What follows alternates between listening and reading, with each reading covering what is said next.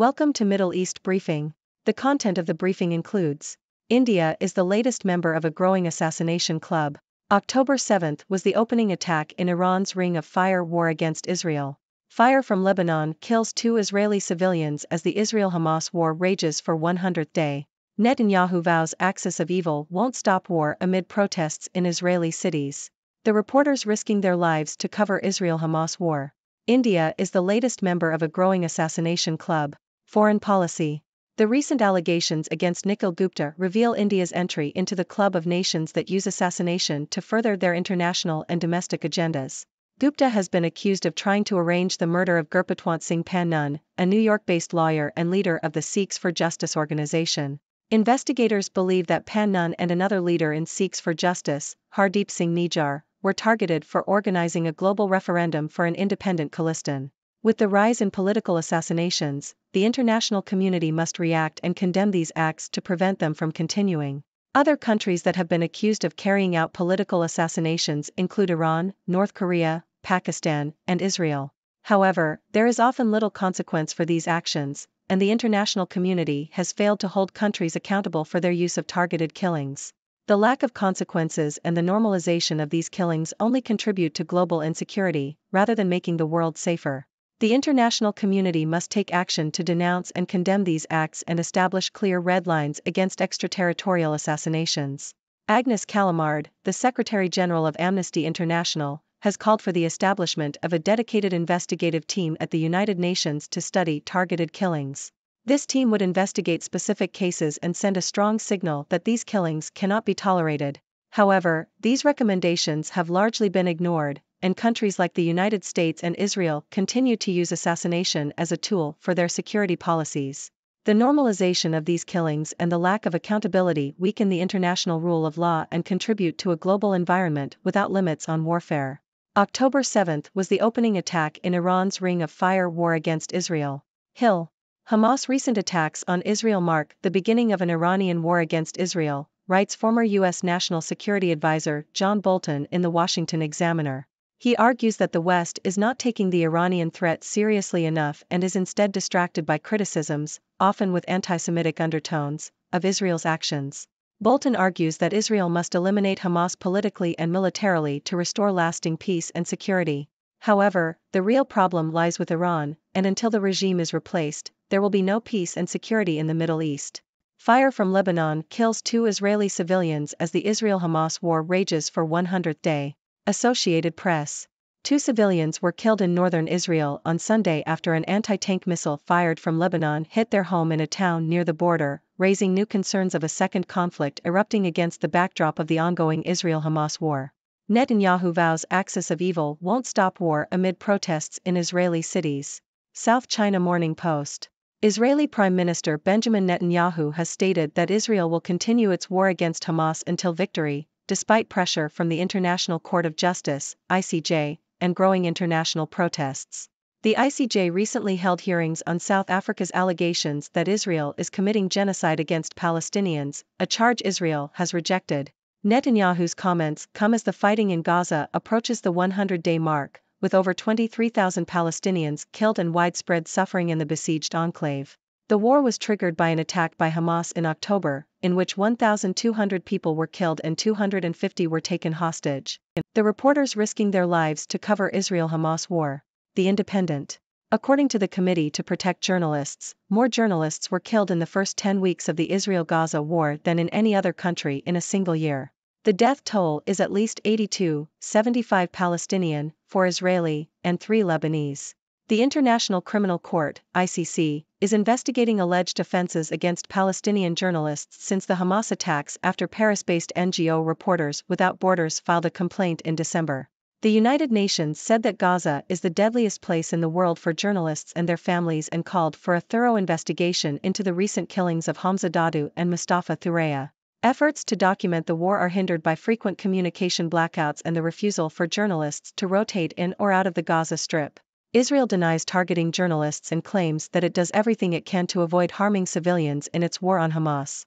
Mental strain, deepening risks as Israel's war with Hamas reaches 100 days. Yahoo! Over 100 days since the start of the conflict in Gaza, tens of thousands of Palestinians have been killed, Gaza has been destroyed, and the Middle East is sliding towards a wider conflict. The Israeli army has been fighting Hamas militants in the ruins of Gaza since October, and many of the enclave's hospitals have been destroyed. Thousands of Palestinians have lost their families to the bombardment, and the humanitarian crisis is worsening. World opinion has been shocked by the conflict, and there have been angry demonstrations in European and American cities. Efforts to agree a ceasefire have failed, and the future of Gaza remains uncertain. The US and other world powers have called for the revival of a peace process to create an independent Palestinian state after the war.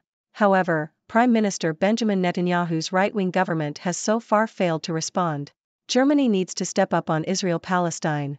Foreign policy. The author of this article argues that Germany, and in particular the Social Democratic Party, SPD, should take a more active role in resolving the Israeli-Palestinian conflict. The author suggests that Germany has a historical responsibility to support both Israel's right to exist and the Palestinians' right to self-determination. The author calls on the SPD to demand a return to a humanitarian ceasefire and to criticize Israel's violations of international law. They also suggest that Germany should campaign for a halt to Israel's settlement policy in the West Bank and support the formation of Palestinian state structures. The author argues that Germany should take the lead in coordinating a European approach to the conflict and use its political and financial leverage to make the EU a relevant actor in resolving the conflict. They also suggest that Germany should define its own position in the conflict rather than relying on the US administration.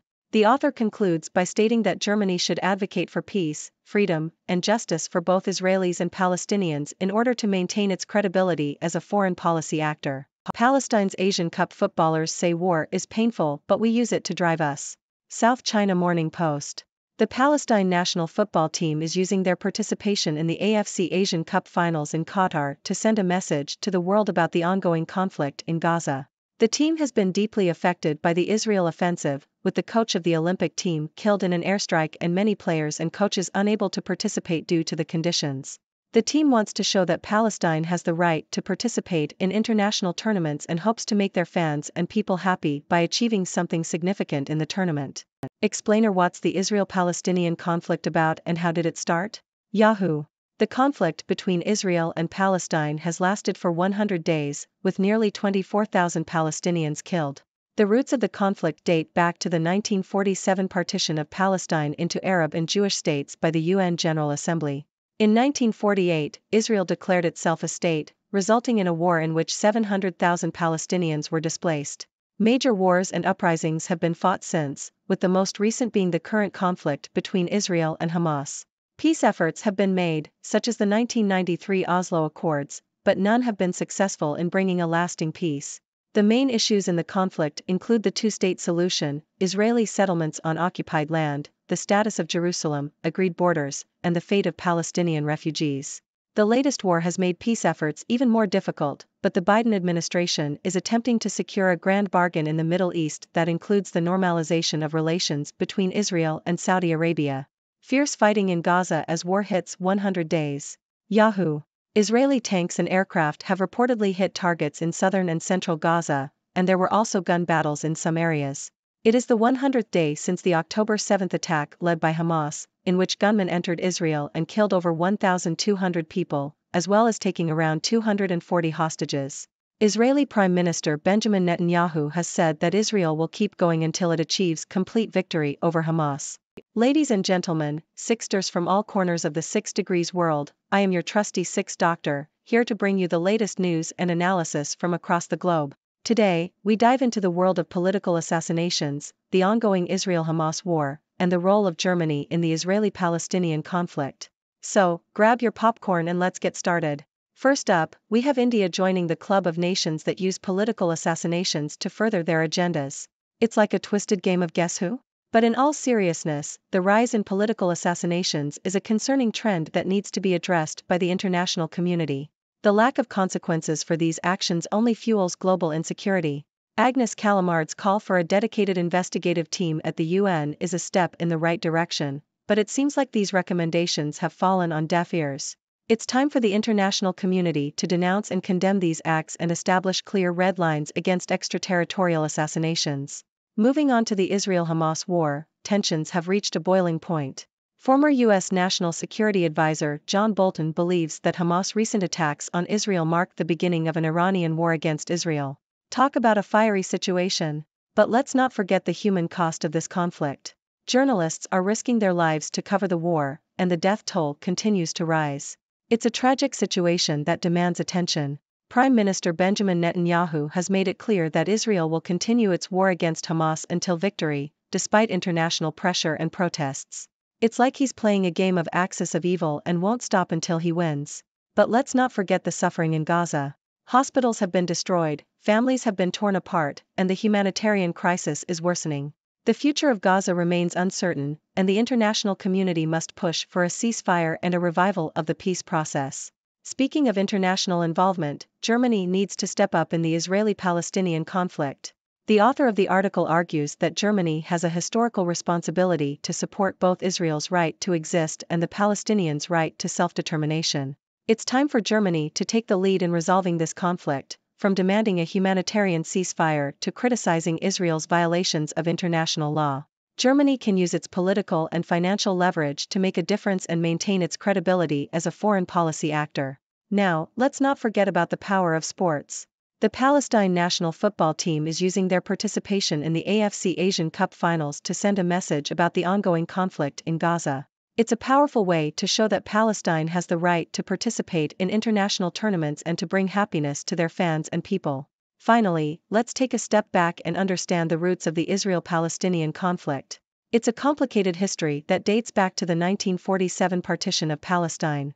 Peace efforts have been made, but none have brought lasting peace. The current conflict has made peace even more elusive, but the Biden administration is attempting to secure a grand bargain in the Middle East. Let's hope they can find a way to bring about a peaceful resolution. Well, there you have it, Sixters. A whirlwind tour of the latest news and analysis. I hope you found it informative and entertaining. Now it's your turn to join the discussion. What are your thoughts on political assassinations, the Israel-Hamas war, and Germany's role in the Israeli-Palestinian conflict? Let's hear it. Thank you for tuning in. The content above showcases the latest briefing reports and analytical synopses, thoughtfully curated by the 6Do team. These insights stem from a wide array of reputable media outlets, think tanks, government sources, and specialized experts worldwide. We encourage you to explore these sources for a comprehensive perspective. Keep in mind that while the content may not always align with the official standpoint of 6Do Brief, it's not meant to be taken as absolute directives for decision-making. Comprising seasoned media professionals, learned scholars, and accomplished scientists, the 6Do team embodies a trailblazing, fully independent media entity. To customize 6Do Brief to meet your professional needs, you have the option to subscribe to a diverse array of briefings on our website, 6dobrief.com. Regardless of your location, you can conveniently receive 6Do Brief via email.